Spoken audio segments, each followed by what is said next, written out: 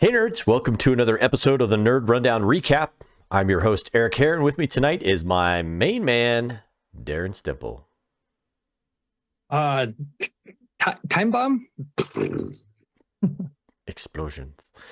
Today, we'll be recapping, offering some thoughts and insights into episode 8 of HBO's series House of the Dragon. If you wouldn't mind, take a moment to hit the like and subscribe buttons and leave a comment on the video. It really helps the channel a great deal. So the title for this week's episode is Lord of the Tides. So Darren, first reactions to the show overall. What did you think? Power, Yeah. Powerful episode.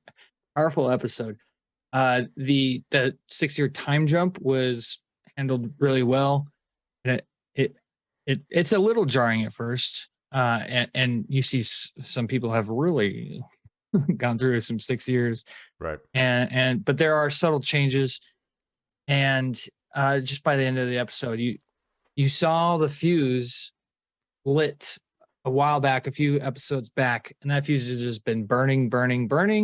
And as soon as you would see at the end of this episode, what an episode with Paddy Considine. Holy crap, as Viserys Targaryen.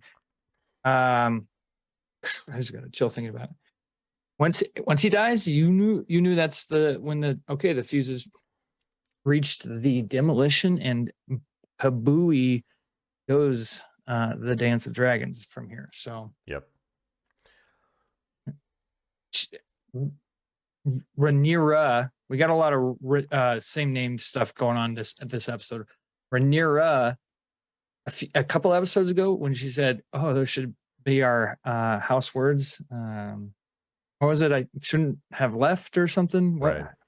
What was he said? Well, she should have never left King's Landing, and really we'll talk about why later on. But man, this episode got me going. Yeah, it was emotional. It was an emotional roller coaster ride. I think, especially that final act in this was deeply painful to see, and even all the way through it. I think Paddy Considine, like you said, this might get nominated. Yeah, this might be his best episode. And that's saying something, because he's had some pretty great episodes, but this may be his best episode, and so it was pretty powerful to watch. So, as you said, we start out with a time shift.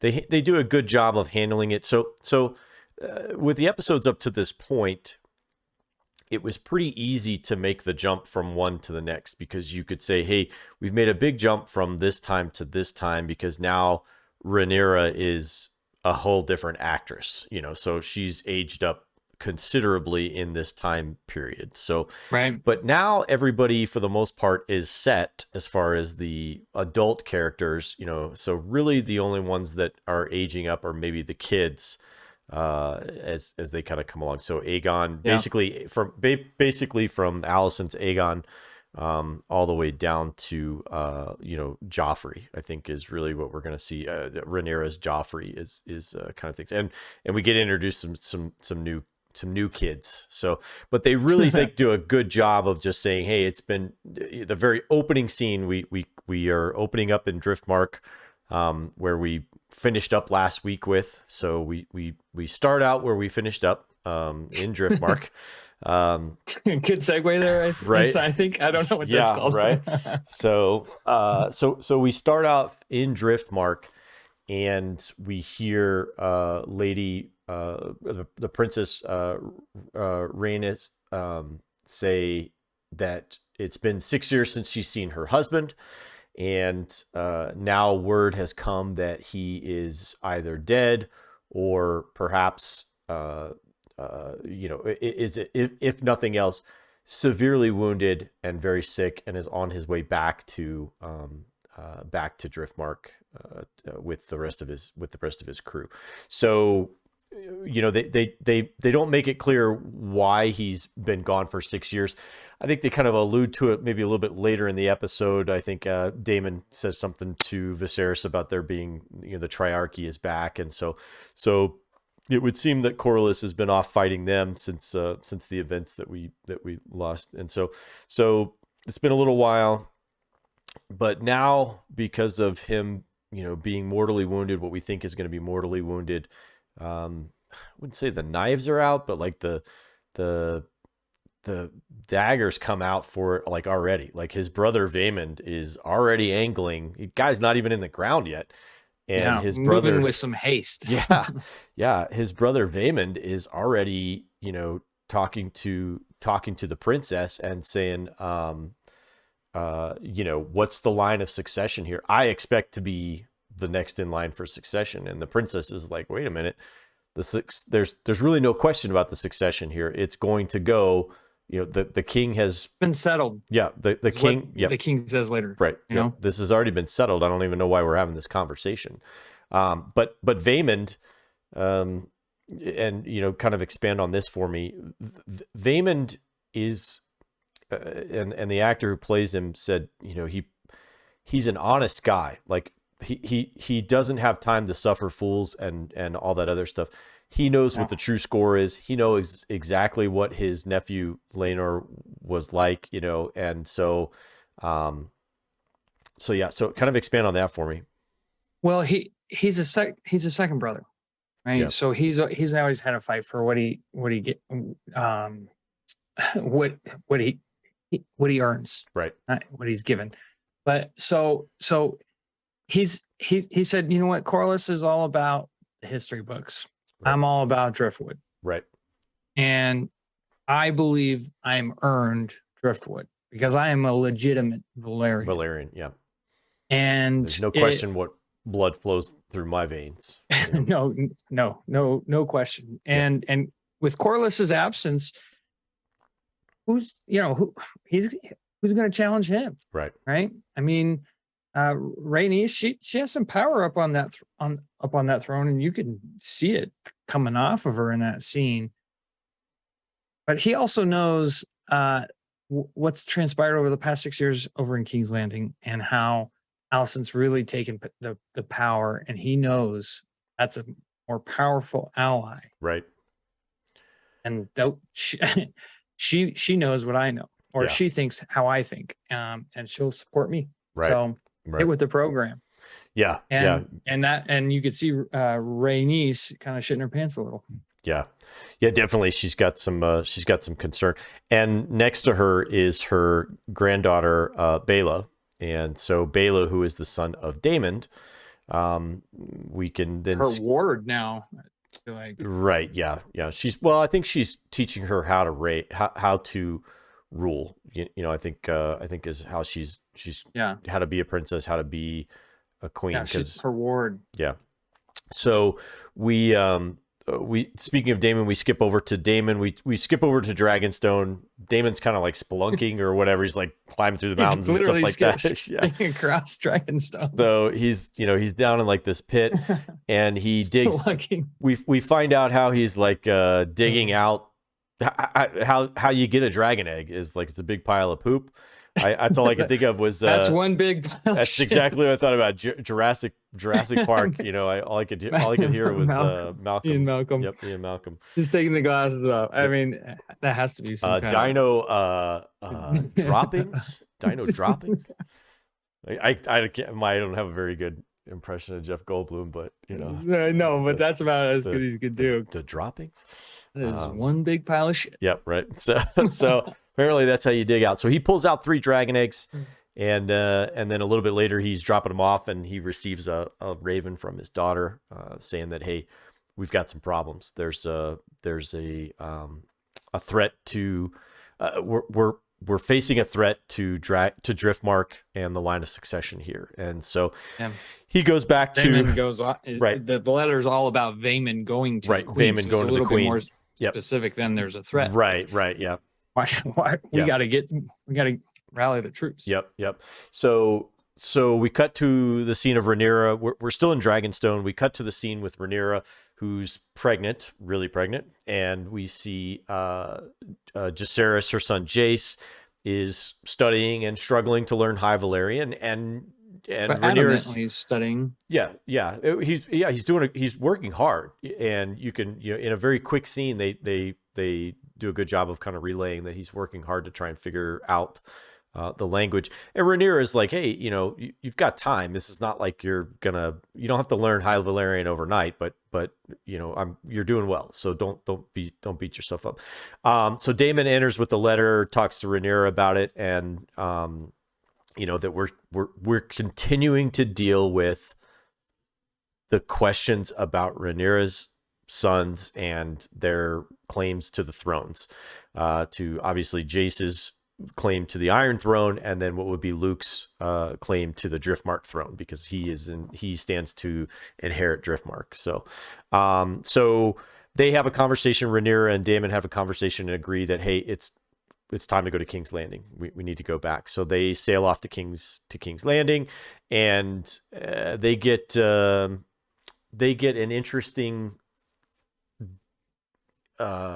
Welcoming committee to King's Landing, which is nothing. Like, basically no one's there. Yeah. No red carpet. No red carpet, but not just red carpet, but like maybe green carpet if you... yeah, perhaps. But I don't know if you noticed, but like overall, when we first got to King's Landing in the first few episodes, and every episode subsequently, there's always been like an activity out there, and it was pretty much like it was dead there. Like, and I don't think that's not just because they were there. I just don't think there's as much bustling and activity, because it was all through King's Landing was that way. There was not a lot of activity, right, and there weren't a lot of people moving around and all that stuff. And I think that's another sign that things have changed.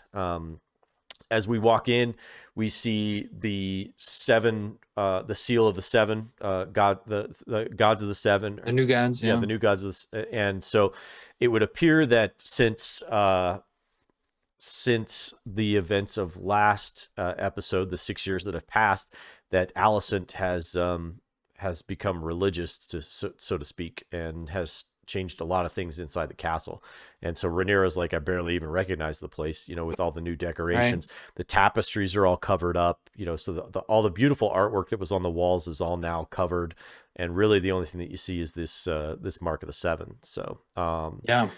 So, and she's got a necklace. She does, very, very prominent. She's flaunting it. Yes. I don't know if this is for show, but hey, she's from Old Town. Right. The High Towers, they run Old Town. Old Town is where the Maesters are from. Right. And the faith, right, of the seven. Yeah. So that's a really important group of people. And they really have, over these last 6 years, they've assembled the Avengers, basically. Yeah. Especially in the High Council, which right. You could call the Green. Take us into Council. That, because that's the next season. That's the next scene, is we get right. Alicent in there. So, and you can see she's replaced everybody on the throne, on the council that isn't loyal to her, and not Viserys. So, or Rhaenyra by right on that. So really powerful. You could see that in these 6 years, from that moment in the last episode when Otto was like, yo, I'm proud of you for stepping up, you could tell she's just grown so much right in these 6 years.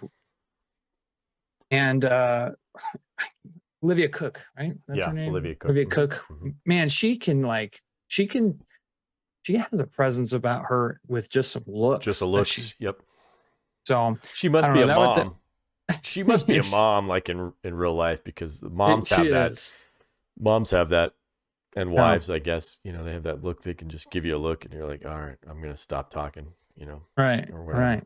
No, she's really fantastic, and she is great too. She is colder and harder. Like this was more her episode. Yes, last episode was Rhaenyra's. This was more Alicent. Yeah, she has. She has there's a tremendous amount of range in her in this particular episode, because we start her off as a very cold, hard person, and then as the episode goes along, this demeanor of hers kind of changes just a little bit. So, but we'll skip back to her a little bit. So we then move on to what I think is probably one of two of the most powerful scenes in the episode. There's a lot of really great stuff in this episode, but there's really two giant scenes. I think we get Rhaenyra and Daemon visit Viserys in his chambers, and he looks just dreadful. I mean, just I really don't know, and that's, as Meg said, I think she said I'm putting it nicely by saying that, but he looks awful. The last 6 years have been really, really, really hard on him. He's wearing a mask. He's wearing a mask over half of his face. He's got a bandage that's over half of his face, and then later on in the episode, he's got a mask over that side. He's in a tremendous amount of pain. You can just hear the whimpers and the noises from him. Again, Paddy Considine, just amazing, but you can see his joy. You can still see, as he's fighting through the pain of all this, the joy of seeing Rhaenyra and Daemon visiting him. You can see it's really kind of comes through. So walk us through a little bit how this scene kind of goes, because Daemon relays some information, and we, kind of help fill in the gaps for people, I think, in the episode. Not just the king, but like you as a person watching it, he brings everybody up to speed with this kind of scene. So yeah. Well, it's just these two actors, Matt Smith and Paddy Considine, have had great chemistry all season. And in this scene where you can't even like see anything but his eye basically in his cheek. Yeah. Paddy conveys so much emotion and pain in this, and you could just tell that they love each other. Yep. This is probably the two people he loves the most in the world. Right. Back in front of him. And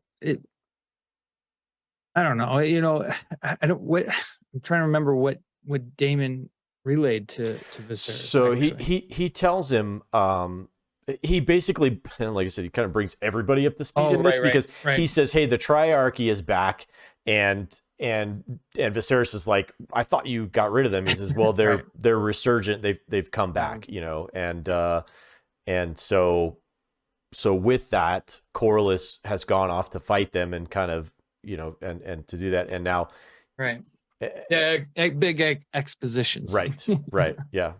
So and then he says, and on top of that, with Corlys either dead or dying, now there's a petition to over where Driftmark, the succession for Driftmark is, and Viserys is like, he's kind of frustrated. He's like, why are we dealing with this again? Like this has already been decided, and you can see Viserys is just, even through the pain, he's just frustrated. And he says, well, Alicent and Otto will take care of that.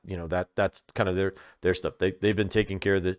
They're supposed to take care of this shit. Like, why am I having to deal with this? Like, I'm barely holding on by a thread here, folks. Well, and how much really though has his health deteriorated, because they have the Hightowers have the relationship with the Meisters, and maybe this was kind of by design, and they kept him on milk of the poppy. Well, yeah, and we get that. We get that here in a little bit, because so Daemon says to Viserys that you need to reaffirm, you must be the king here, and you need to affirm that Luke is who you want, who is supposed to be in charge of Driftmark, as if something happens to Corlys, as his successor, and again, Viserys is like, it just is really, it's really hard. It's really painful.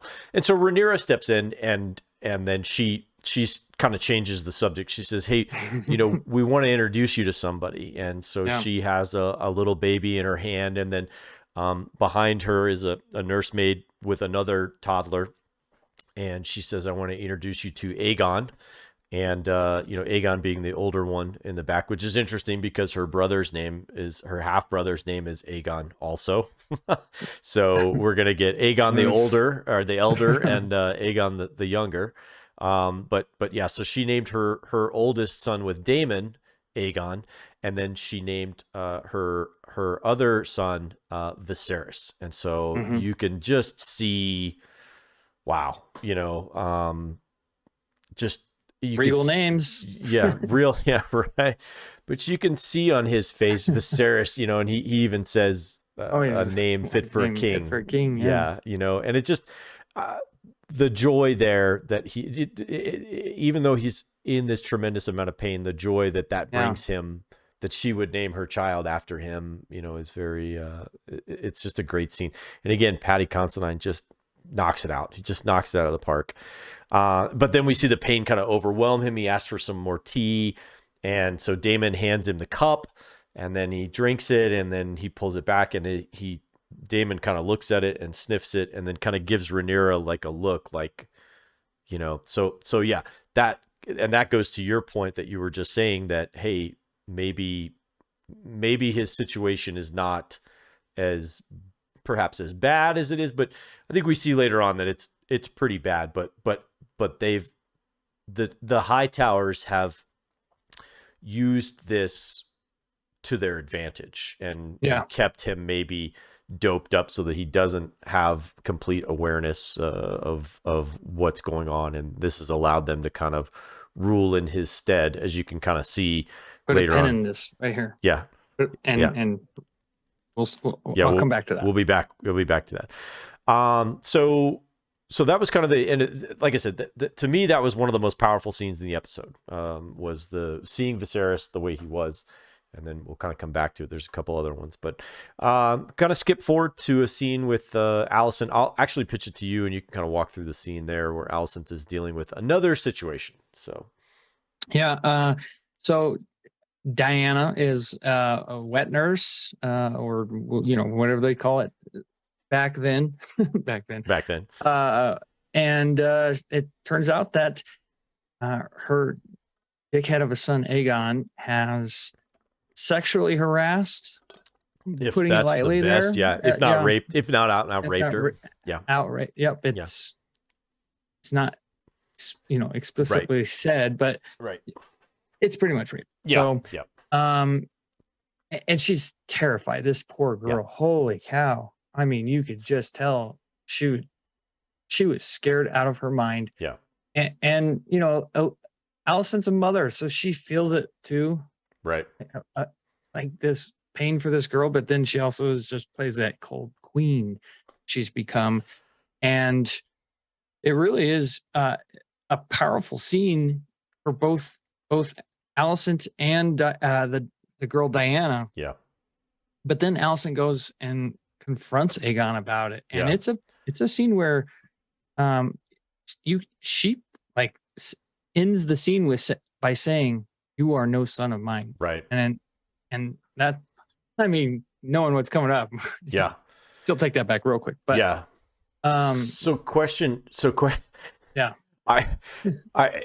know, just based on where she was, and the look on Alicent's face as she's going through this conversation with her, I was thinking this poor girl's going to get tossed out the window, or seriously, or like have her throat slit. I thought for sure, and then I had to kind of even may have been poisonous tea. Yeah, right, exactly, because that does come a little bit later. You know, she hands Diana, Alicent hands Diana a bag of gold, basically, and you know, says, "For your troubles." And then another lady comes in and hands her the tea, and it's like, I'm sure this is some sort of abortion energy drink or whatever that they're doing, but basically to make it so that they make sure there's no babies. You know, there's no babies coming out of this. There's no bastard oopsies. Agons. Yep. So so yeah, I don't know. So anyhow, so like you said, Alicent moves in to confront Aegon about it, and you know, he looks genuinely confused. Like he's like, "Why are you so upset with me?" And because she's like, especially like, "Why would you do this, especially on this day?" And he's like, "What are you talking about? Like, what's so special about today?" You know, and he has no idea how important Rhaenyra and his relationship is, and he really still has not gotten it through because he really doesn't care. He's an idiot, and then he starts to cry a little bit and be a baby about, "I try to do whatever you and Dad tell me to do, and I'm still not good enough," you know. And she's like, you you really don't see the big picture, you know. And to be fair, I mean, the kid's what, 23, 24 probably at the time. I mean, how many 23, 24-year-olds are going to see the big picture, you know? Right. But yeah, so and then one little piece I thought was pretty interesting. We kind of had a discussion about it pre-show, but Helena comes in and is asking about. So Helena would be the other daughter of Alicent. So you have Aegon is the oldest son. You have Aemond, who is the middle boy, and then you have or actually is Helena the second, and then Aemond is the baby. Correct. Yeah, and then Aemond is the baby. So she has one more.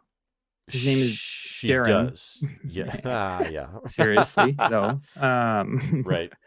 And we didn't meet him. We have not met him. Yeah. And Yep. I don't know why.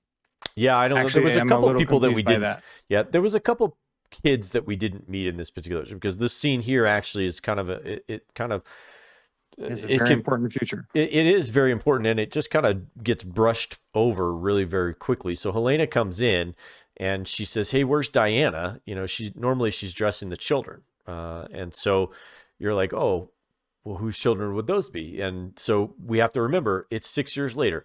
Helena and Aegon, her brother, are now married to each other, and they have children. They have at least 2 children.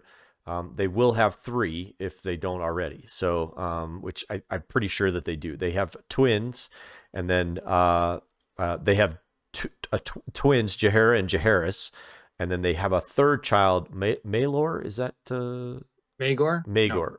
No. I think it's Maelor. I think it's Maelor. Maelor. I think it's Maelor. Yeah. I don't know how you say it, but Maegor was like the third or fourth king of Aegon. Yeah. Maelor, I think, is the cruel. Yeah, Maelor is like the third kid. So, so they have 3 children together. So again, we keep it in the family. You know, we're all the Targaryens, Valerians. They're all keeping it in the family. It gets more in the family a little bit later. So, hey, if you had a prophecy like that, wouldn't you be like, "Oh, are we gonna make this day come true?" Right. So we cut to a scene after that. Rhaenyra and Daemon finally are greeted by Alicent, and you know we kind of see that things are still crappy. You know, so Daemon and Rhaenyra kind of claim that Alicent is drugging the king with milk of the poppy, and so that they can rule. And then Alicent, you know, like I kind of said earlier, she looks like she's kind of fully embraced this Lords of the Seven religion, you know, because they got that stuff all over the place. And so they get right down to business. Rhaenyra and Daemon get right down to business. And they're like, "Hey, since the king is under the milk of the poppy, who's going to be presiding over our son's judgment?" You know, and Alicent's like, "Well, I am. And so's my dad." You know, like, so, and she kind of smiles real coldly and walks out the door. And it's like, okay, so this is how it's going to be, you know? So, and everybody knows what's going on, you know, everybody knows that this is a setup, that this is going to be how it's going to be, because all the deck is stacked in their favor. So, so we cut to Rhaenyra's sons, Jacaerys and Lucerys, Jake and Luke, as they kind of meander down in the training yard. Kristen Cole, you can see, is fighting with somebody, because you really don't see him initially. But he's fighting with somebody, and then eventually we get the dramatic reveal that it's dun, dun. Yeah, it's an aged up Aemond, the one-eyed wonder, are fighting, and Aemond, like, we've set up that Kristen Cole, at least several decades ago at this point, was pretty much a badass, and he's still pretty much a badass, but Aemond beats his ass. You know, he basically whoops him and you know, and almost kills him. So I guess, you know, not really tries to kill him, but could if he wanted to. So yeah. Real quick, Aemond is now aged up into by actor Ewan Mitchell, who, if you have seen The Last Kingdom on Netflix, which if you haven't, go watch that immediately. Yeah, that will help. That will help pass the time between House of the Dragon and Lord of the Rings and Andor. No, I'm joking. Just if you're looking for a great medieval show or Viking show too, he plays Osferth in that, and he's loyal to Uhtred. Incredible actor, and really personifies a badass in this. So much so that at one point in this episode, it feels like he may challenge Daemon way later on. But yes, yeah, and you feel like he may have a shot, because when he was going at it with Kristen, they were freaking swinging hard, dude. Yeah. Yeah, he is well, and as we know, if you, and this is hard to remember to go back, but in the opening, in the pilot episode, in the opening episode, Sir Kristen Cole defeats, Aemond Daemon. Daemon is the baddest. Yep, he's the baddest boy on the block, but Kristen Cole comes in and knocks him off the block, and so you think, okay, well, if Daemon is badass, Kristen Cole must be better, and now here we are. Aemond has beaten him. So they've set up Aemond as a worthy foe, if you will, at this point. Yeah. And he has the biggest D. He does have the biggest D, and we're talking about dragons. Of course, he has the biggest. Because it is hot D. This whole show is hot D. So he does have BDE though, if you know what I mean. Yeah. So I'm down with BDE. So yeah, you know me. So anyhow, dragon energy. Yeah, it's pretty. This kid who's playing Aemond now is pretty awesome. Like, yeah. I'm glad that we've moved on from some of the younger kids. He's got an eye patch. How can you root for a guy in an eye patch? He's just, man, he's going to be a great villain. He's going to be a great villain. I'm looking forward to seeing that. So we get this big gates opening. It's very dramatic. The gates of the courtyard open up, and Vaemon has arrived. And so this is the point in the episode where the action kind of starts. It's political action, but Vaemon, shows up, and he then goes and sits before the queen and the hand of the king, and says, "Hey, I'm going to offer my allegiance to you if you make me if you grant me Driftmark." And Otto kind of, in the only way that Otto can do it, it's, I guess, kind of a sneer or whatever, says, "War is coming, my queen," and he says, "Do you really want a kid in charge of the biggest naval force in Westeros?" Good question. Yeah, I mean, it's a valid question, but you can see Alicent still isn't necessarily on board fully with this thing. She's gotten close, but she's not quite there yet. There's some hesitation in her face. At least that's what I read. I don't know if you I feel like she's still trying to figure out what the right move is, for all of this. She's just calculated, she's not going to necessarily show all of her cards, and she's not going to put them all down on the table. So yeah, she takes things in, and that's why she's so good.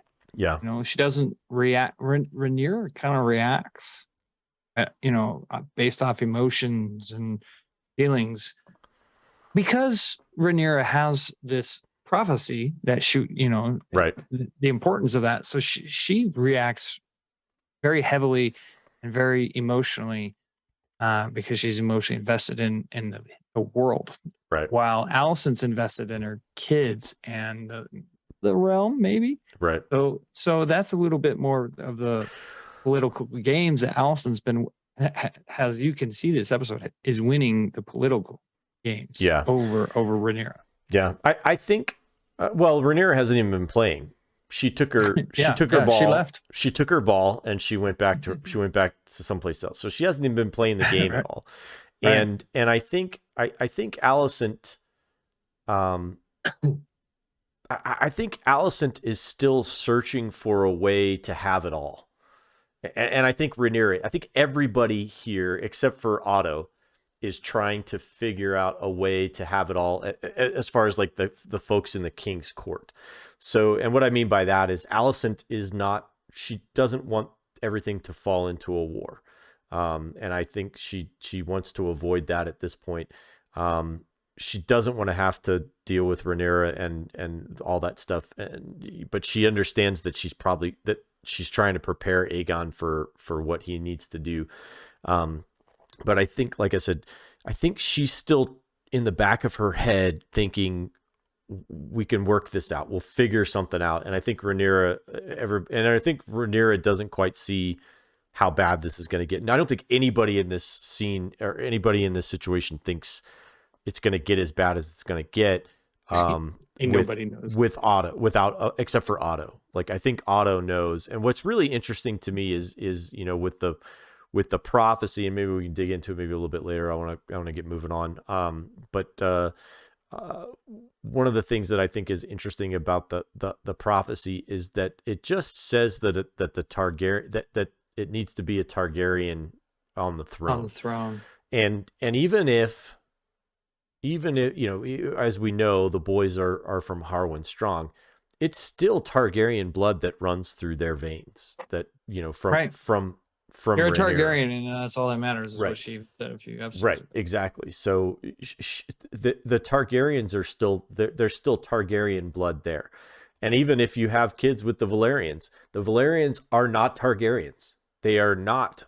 They survived the doom of Valyria, but they are not Targaryens. They're Valyrians, and so so even if you mix blood with them, they're not Targaryens. Only the Targaryens are the Targaryens, and so you need to make sure that blood stays there. So anyhow, we move to a scene with Rhaenyra and Princess Rhaenys, and they're having a conversation out in front of the weirwood tree, which we've had some interesting comments on the channel from a new commenter, Bay, I think is her name. And she's had some really great theories and some really interesting stuff about the weirwood tree.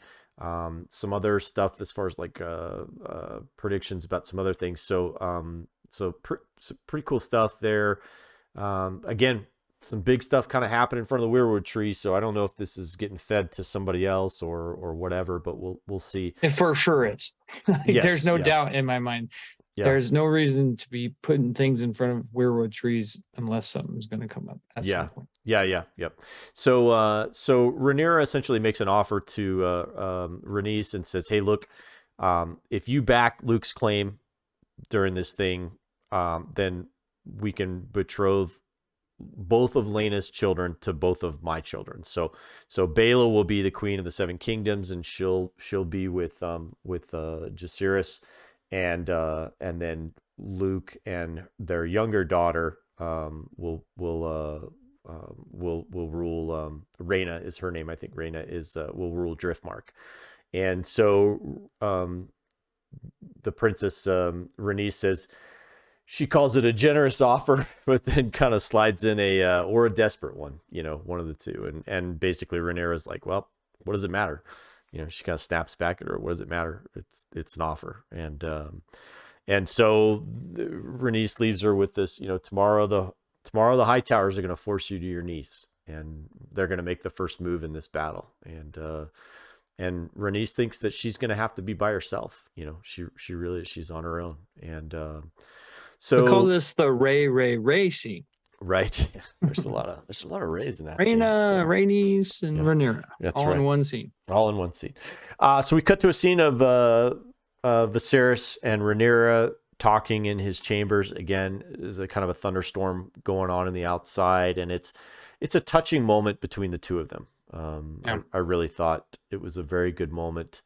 Viserys is clearly inebriated, I guess, or whatever, or he's pretty strong on the milk of the poppy at this point. And so Rhaenyra asks him, and what's interesting about this scene is it's not so much what happens in this scene, it's how this scene plays out and then plays out later, because the scene is kind of a to be continued type situation. So Rhaenyra asks her father if he believes that the Song of Ice and Fire is true. So basically the tale, and they kind of frame it with the dagger in the foreground as they kind of pan around the room, and you can kind of see the dagger there. And she says, "Do you really believe that the Song of Ice and Fire is true? And if it is, why would you divide the kingdom by naming me the heir to the throne. And then she mentions that it's a pretty heavy burden, and then says it's too heavy, and then she asks her father to kind of defend her, defend her with this, and he's kind of out of it. He really doesn't really respond to her very much, and so we kind of move on. So Darren, next morning we get Otto rolling Viserys out. So talk about that. Real quick, let me go back to that previous scene. Yeah. This is such a setup scene for our final scene. Right. That then is the time bomb. Correct. So yeah. That's an important notation there. Right. The next morning, Otto has to wheel Viserys, his rotting corpse. Yes. Basically. Yeah, I was thinking quite, rotting. I feel like it's the scene from the Monty Python and the Holy Grail. It's like, bring out your dead, and the guy goes, I'm not quite dead yet, and he's all, you'll be stone dead in a moment.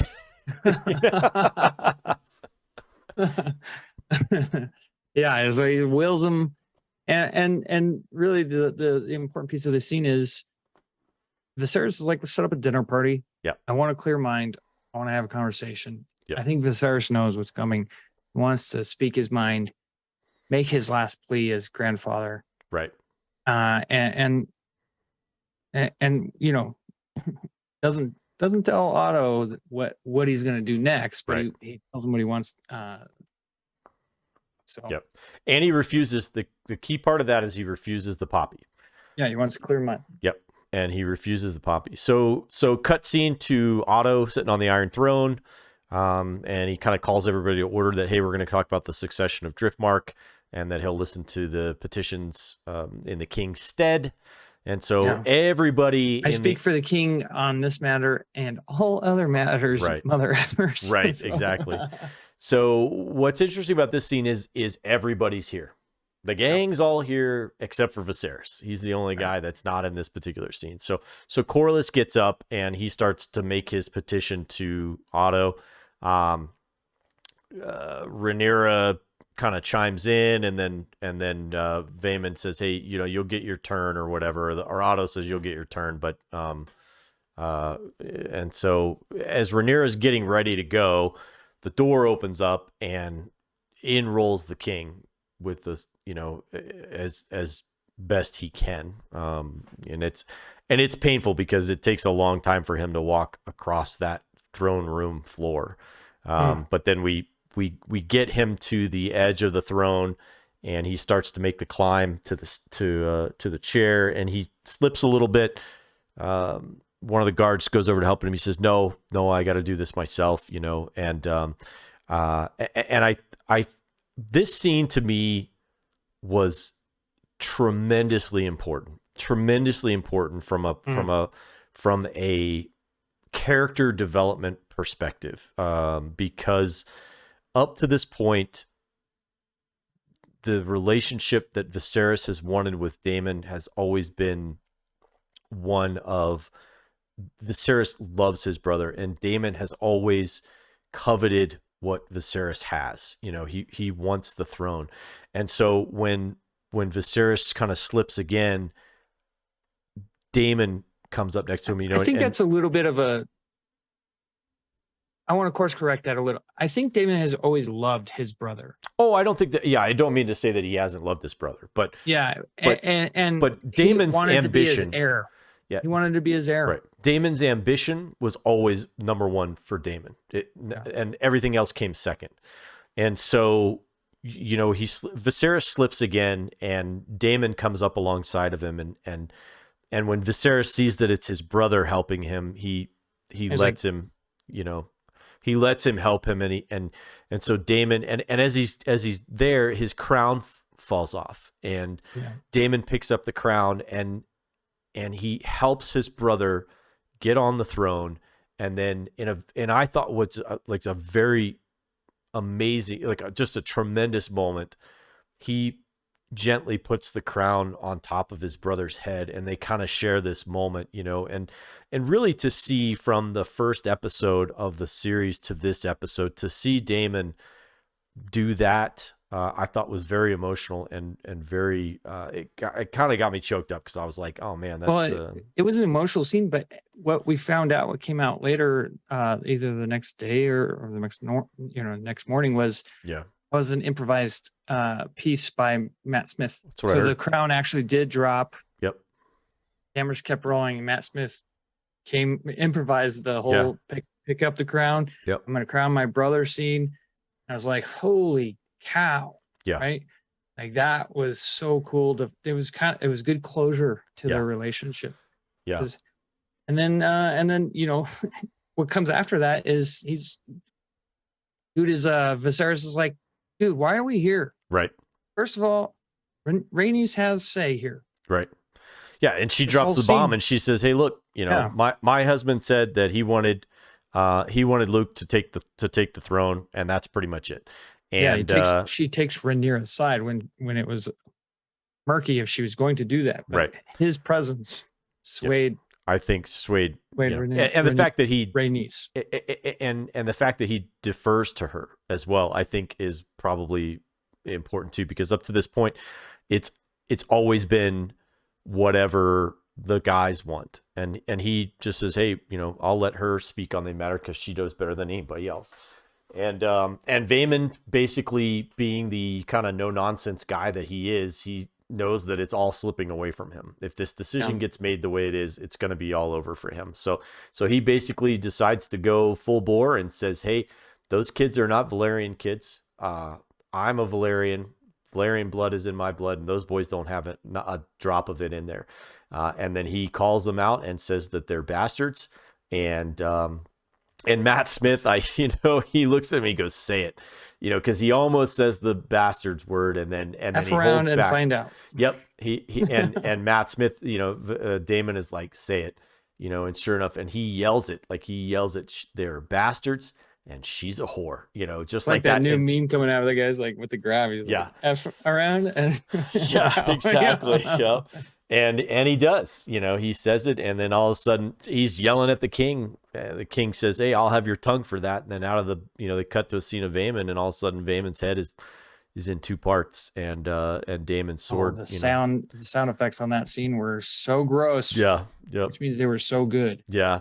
And so Daemon says he can keep his tongue, as he's got half his head, the top half of his head laying next to him. So then the king kind of collapses. Alicent runs to his side, and you could see that she genuinely cares for him, like she's taking care of him as much as she can. And she continues to do that. So then we kind of cut to the family dinner scene. We really get this dinner scene.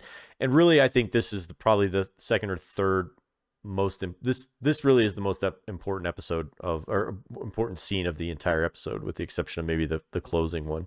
But we get this family dinner, and Alicent and Rhaenyra are seated, kind of close. Everybody's kind of moving all this stuff around. We see everybody's here for the most part. And so the king says, I'm excited that Jace and Luke are going to be betrothed to Daemon's girls. And so Aegon, being the dick that he is, kind of is messing around with Jace and his girl and saying, hey, do you even know how to do it or anything like that? So Viserys at this point drops his mask. He takes this mask off, and this is the first time we really get to see how bad it is for Viserys. And basically his entire eye is missing from one side, and his cheek is open. You can see the tendons in his jaw, and it's really really awful. Yeah, Meg says, can you imagine him eating soup? So or gargling mouthwash. It's just I'm sure it's messy. But he really wants everybody to see his kind of true face. He wants everybody to see what he really looks like, because he wants them to take in that he doesn't have much time. And he pleads with them to set aside your grievances, set aside your stuff, if not for the sake of the crown, he says, then for the sake of this old man who loves you all so dearly. And I think that's the beautiful thing about Paddy Considine's performance and everything, is that Viserys truly does love everybody in that room. He truly loves everyone in there, and his only wish is for all of them to just get along with each other. because he knows that only together can the House Targaryen stand. If it's divided, it's going to tear itself apart, and that's what's going to end up happening, as we kind of move along. And I think Alicent and Rhaenyra both. I think everybody at the table except for Aemond, and Aegon. I think everybody at that table is genuinely moved by what he says. Absolutely. Those two are the only two that are eyes on the prize, I guess, or whatever. But absolutely. I mean, Alicent is it feels like when they make their toast to each other after that, it really feels like Alicent is like conceding. To some extent, she does. Yeah, and you can see on Otto's face. He raises his eyebrow like, yeah, he's like, wait a minute. We did all this work for what? Right. But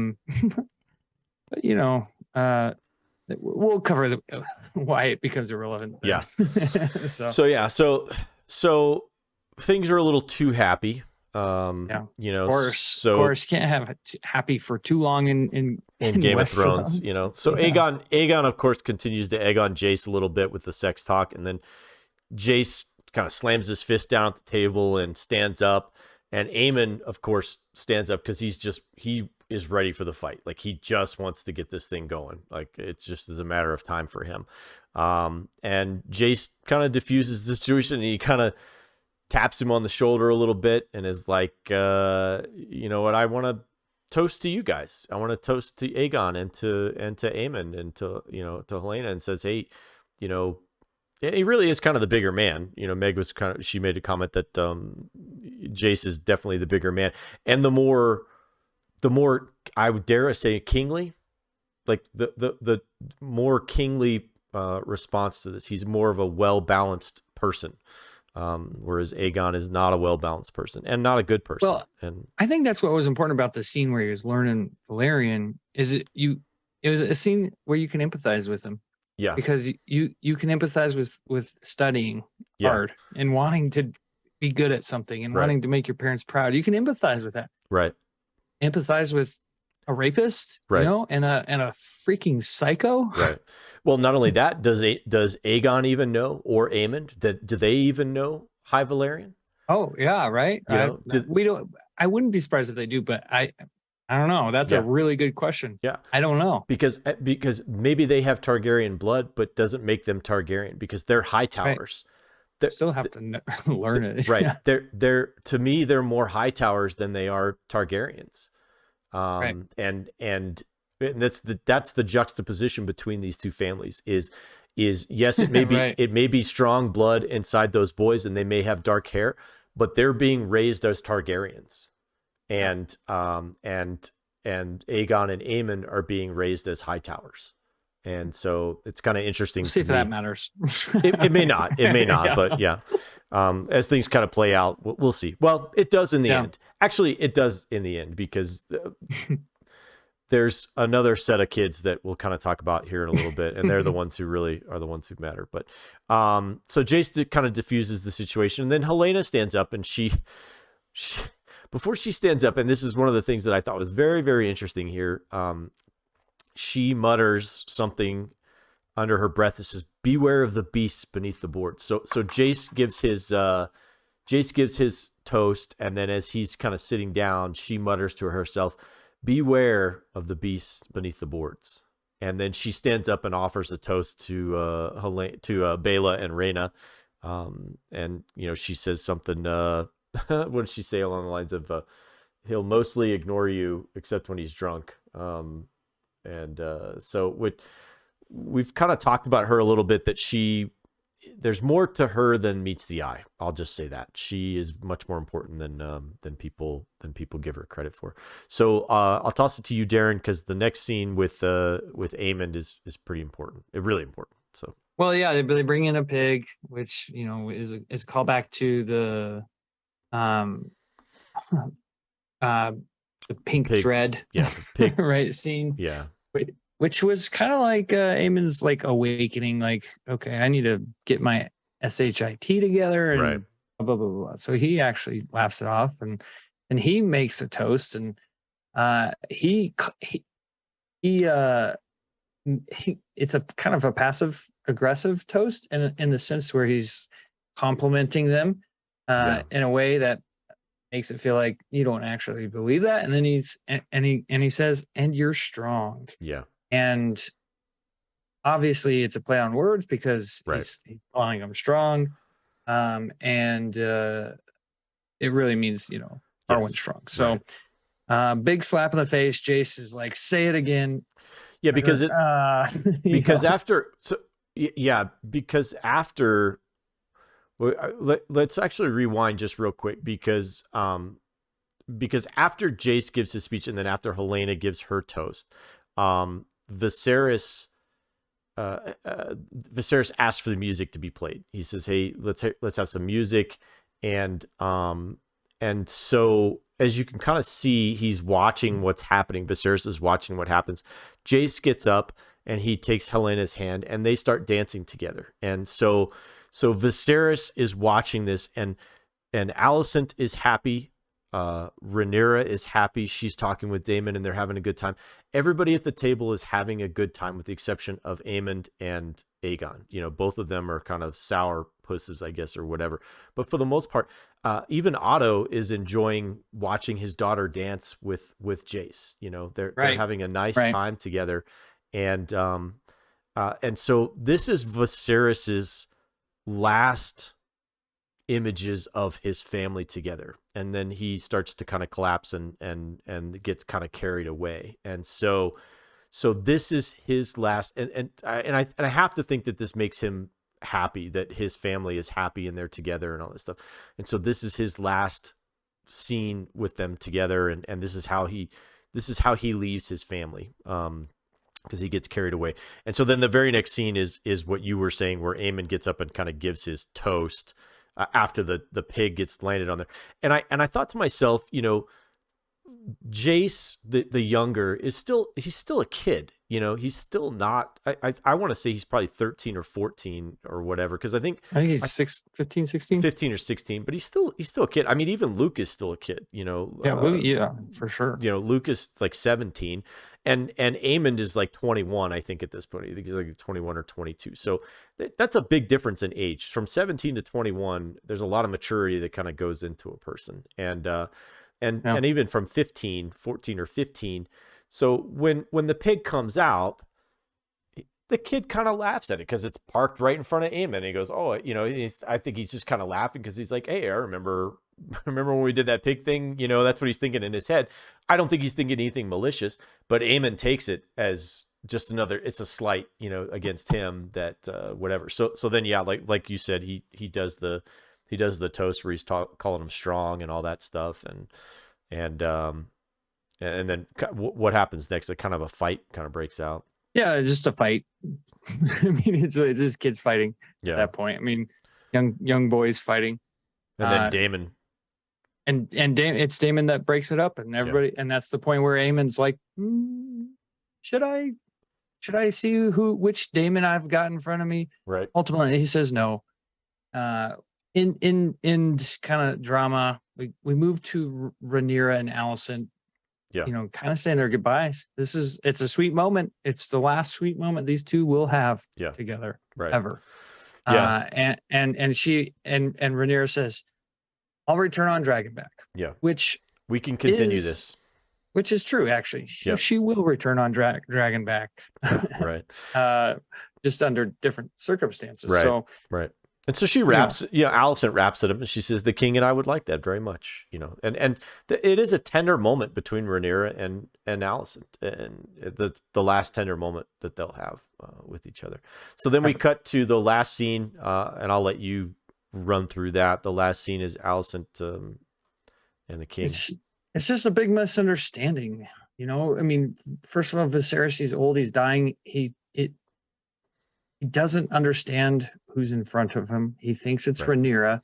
Alicent says, because of the conversation that we had earlier. Remember when she was in the chambers with him? Yep. Right. She was in the chambers. And Alicent's like, beautifully played by Olivia Cook. Yep. Like you could tell she's like, "Oh, he's talking about my son." Right. He's actually given me the go ahead here. Yeah. Give me the green light. Yeah, because he says that he even says we were talked about the prophecy and Aegon and Right. the prince that was promised. It's a broken, but he drops the name Aegon. He specifically says Aegon.